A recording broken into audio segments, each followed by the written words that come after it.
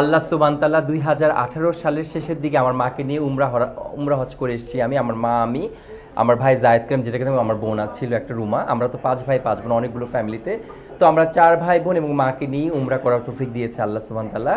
তো উমরা করে আসছি এবং সামনে আবার যাচ্ছি উমরাতে ইনশাআল্লাহ। আপনারা হয়তো এটা হয়তো আমি দেখাবো না, হয়তো বা চলে যাব, হয়তো বা হুটহাট করে যখন আল্লাহর ইনশাআল্লাহ কবুল করবে। তো আসলে প্রতি বছরই নিয়ত আছে উমরা করার, এবং একবার করেও আসছি, আল্লাহর ঘর দেখেও আসছি। এবং আমার ওই জিনিসটা এখনো ভুলবো না, আমার মা যে কতটা খুশি হয়েছে, আমার মাকে আমি উমরা করাতে পেরেছি আলহামদুলিল্লাহ।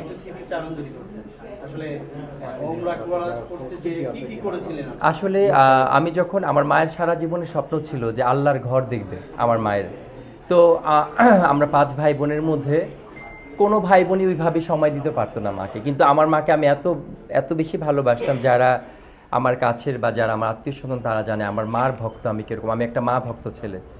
তো আমি আমার মাকে, আমি আল্লাহর কাছে দোয়া করতাম সবসময়, এবং আমার আল্লাহ না আমার দোয়া সবসময় কবুল করে আলহামদুলিল্লাহ। যে